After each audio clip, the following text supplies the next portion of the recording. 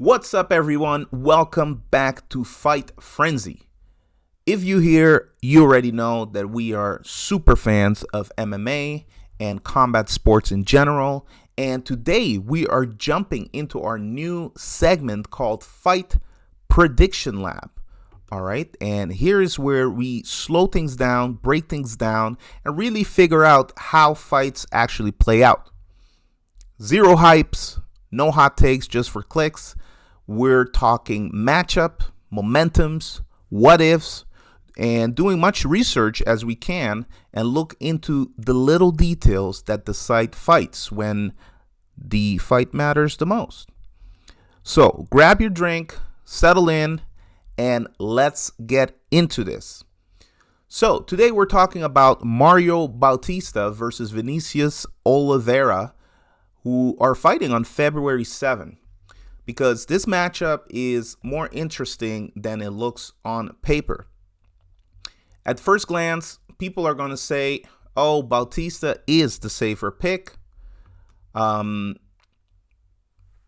people may disagree with that. And yeah, safe is one word, but easy is not even close. All right. This is one of those fights where the danger isn't obvious until you really sit with it. So let's start with Mario Bautista first. Bautista is one of these fighters who doesn't overwhelm you with one specific thing, but he does overwhelm you with everything combined. Okay, he's not like the fastest guy out there. He's not like the hardest puncher, not the flashiest, but he's constantly there. So I want to take a look at his fight so you can actually see what I'm referring to. All right, so as you can see here, this fight is Patchy Mix versus Mario Bautista, and let's roll the tape. All right, so as you can see, he's not the tallest on the block either, but as soon as the bell goes, he's right there, throwing combinations, aiming for the head, going for the low kicks, switching stance, throwing kicks right into the middle, backing his opponent against the cage and being first. See, he's constantly moving back and forward and combining punches, right? Throwing kicks and basically overwhelming his opponent constantly with throwing things at them, right? In this fight, you can see Patchy hasn't thrown anything significant. And, you know, we're already plus 30 seconds into the fight. Okay. So what really stands out about Bautista is how comfortable he's living in that middle range. So he's close enough to touch you up and far enough to react. Okay. To get out of dodge, to circle around. He pressures without panicking, and he walks guys down, but he's not reckless about it. Okay, so over time, that starts to matter. I would assume too that, you know, the judges would see this as, you know, he's doing most of the damage, right? When he's constantly moving in there, striking, getting out, his opponent is not getting anything on him. His striking is not really about highlight reels. Okay, it's about volume, timing, discipline, jab, cross, reset. Then he goes, like you saw, low kick, steps out, clinch, shoulder pressure, disengage. And he repeats that cycle over and over again to the point that it gets very exhausting dealing with this kind of stuff, right? So, and, you know, then there's the grappling layer. You know, Bautista doesn't need to take you down to dominate you for 5 minutes. He's not that type of fighter, but he's perfectly hitting you. Like, he's happy hitting you and quickly level changing, forcing you into a scramble and making you work to get back up, right? And then he goes back to it. So I find it very interesting fighting style because, you know, he's combining all of the elements very effective. Okay. And, that's what you want. So he's also dangerous when you're tired. This is something that, you need to have the cardio. Like we saw people like Marab, for instance, have very good cardio. So he's very dangerous when you're tired. And that's when things like guillotines show up. That's when the back starts to happen. People can take your back. So he capitalized on mistakes more than he's actually forcing them. Okay. Now, here's the thing with Bautista, and this is very important.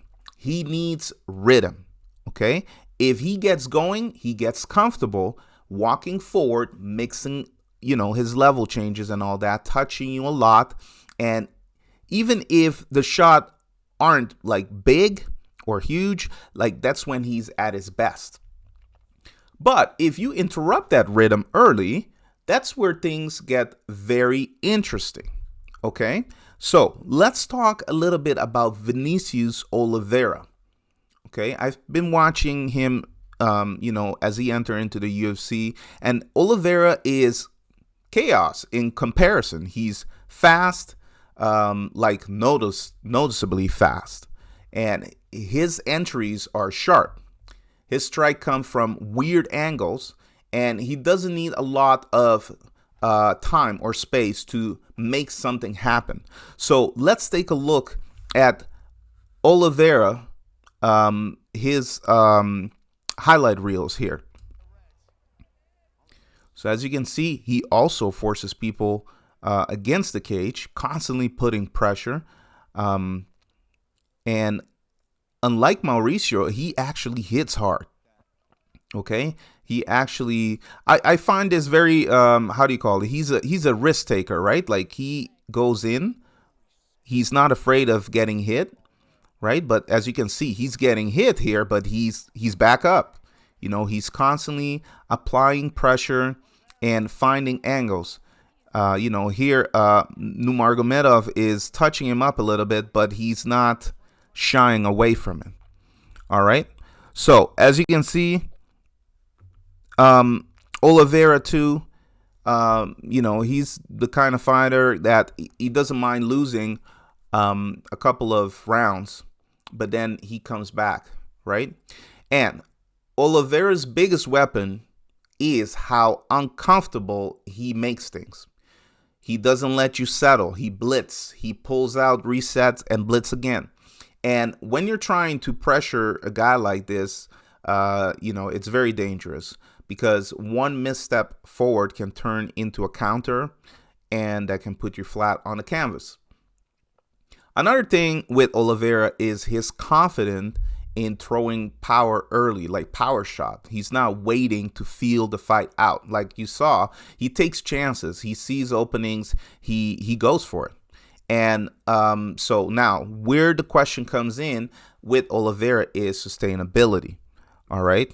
That's where the question really comes in. Can he keep that speed and explosiveness when someone is constantly touching him the way Bautista does? Can he maintain that sharpness if he's being forced to the clinch, with the scrambles and defend the takedown, even briefly, right?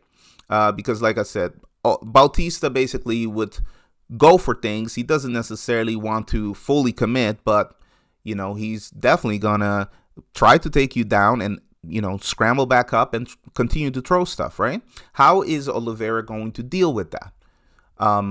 Because that's where Bautista lives, right? So this is, I think it's more about tempo versus explosion. So we have Bautista, who needs to get his rhythm. We have Oliveira, who is very explosive. This fight is not necessarily a striking versus grappler. It's not volume versus power. It's basically tempo versus disruption. Okay, can Oliveira disrupt Bautista's tempo? Bautista wants to make the fight feel long, even if it's only like 3 rounds, right?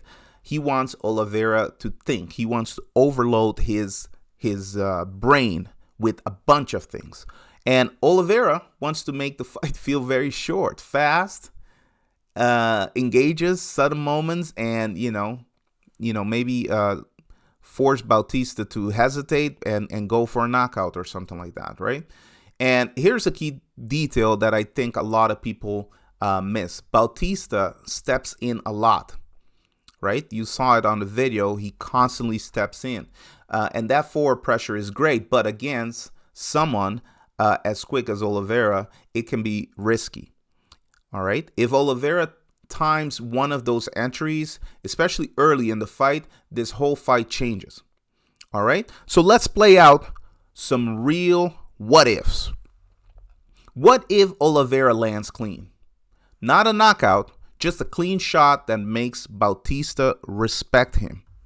All right. What if that happened? Now, Bautista isn't walking forward as freely anymore. The pressure will slow down. The volume drops. Okay. And Oliveira is fighting in his space now. Okay. Oliveira is going to fight in his space. And this is exactly what he wants. All right. So the path, that's basically the path where Oliveira becomes more dangerous for all 3 rounds. Now, what if Bautista forces the clinch early? Even if he doesn't get any takedowns, just pinning Oliveira to the cage, making him carry the weight, making him reset again and again and again. And that starts to add up, folks. And, Bautista has gas for days, right? So, scenario, by round 2, Oliveira's movement probably will slow down just a bit. His exits aren't as clean, and that's when Bautista starts winning minutes. Okay? Another what if. What if this hits round 3 and it's close? That's Bautista's world. He's calm. He's like very calm later in the rounds. And if you look at his previous fight, he stays composed. Okay? He doesn't rush bad position. If Oliveira is tired, that's when mistakes start to happen. Okay? And Bautista is very good at punishing these mistakes. So, where I think this fight is decided, honestly, is going to be in the first 5 minutes. If Oliveira can keep Bautista guessing early, if he lands first, move first, dictate the tone, that becomes it will become a real fight. Okay, but if Bautista start touching him, forcing exchanges, slowing him down, making him fight at Bautista's pace, then this starts to look like a grind. And Bautista is very comfortable grinding. So here is my final prediction. Okay, my final prediction, I lean with Mario Bautista here. Okay? Not because he's more dangerous, not because he's more exciting. Not because of any of those things. It's more because of consistency. I see Bautista weathering early moments, building pressure, mixing levels up, and winning minutes, either by decision or late submission, if Oliveira starts to fade away. Now, that said, if Oliveira knocks him out, like knocks him down early, I won't be shocked at all. Okay, this is one of those fights where both guys have a real path to victory, and that's what makes things fun. All right. So let's go to ultimatefightpicks.com, and we are going to lock in that decision. So once you log into ultimatefightpicks.com, you're going to see the active events, and we're going to pick our winner for this fight. So we're going to start with the main event, and we're going to pick Mario Bautista for the win. At this moment, I'm not focusing on the others yet. I will start picking them soon, but I'm going to save this as a draft. This way I can get back to it and pick my other fighters, see who wins the fight. The co-main event is also very interesting. And the main card, you have Yalton Almeida who, by the way, he's an amazing heavyweight. He has everything going for him. Came unsuccessful, I think, in the recent fight, but I have no doubt that he's going to come back to either win the title or at least close to it. So here are my final thoughts. This isn't a fight you half watch. This isn't a rewind the exchange fight, a momentum fight, a chess match disguised as chaos. And however it ends, it's going to tell us a lot about where both of these guys really belong in the bantamweight picture. So let me know who you got. Let me know why you picked them to win, okay? Because I'm very interested in knowing all of you, what your picks are and how you see this fight playing out. If you haven't subscribed yet, hit that subscribe button and also like this video. Go to the comment section and leave your prediction in there. I would very much appreciate it.